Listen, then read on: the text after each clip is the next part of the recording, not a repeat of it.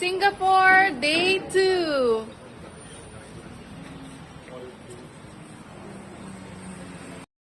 Hi guys! At second day nga pala namin ngayon dito sa Singapore. Nagyaya ang pinsan kong mag-hotpot and Korean barbecue. Ayan, nag-bus kami papunta dun sa sinasabi niyang masarap na hotpot.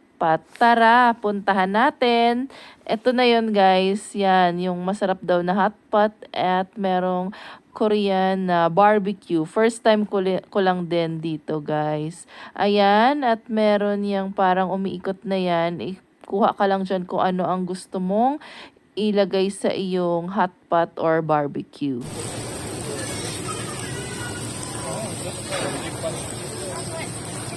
Gawa ko lang sauce doon yun.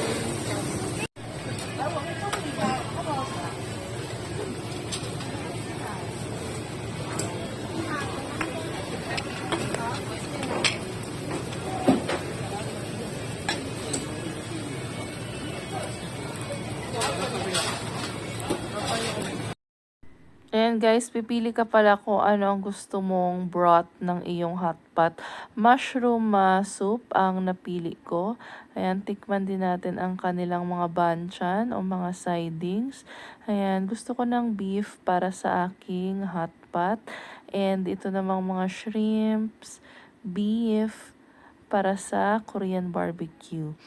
Yan guys, ang sarap, ang init, ang bango-bango. And ito naman para sa aming dessert, ang kachang or peanut and itong jelly with dried fruits. And guys, and syempre, fresh fruits, watermelon pang tanggal umay. And guys, tinride na pala naming maglaro dito yan sa parang hulugan mo ng coins and then yan lalabas yung mga magic ball na yan. May laman yan sa loob. Yan, pwede kang manalo ng mga gift certificate. Yan, tingnan natin kung ano ang nabunot ng anak ko. Yan guys, para sa susunod na visit. Thank you for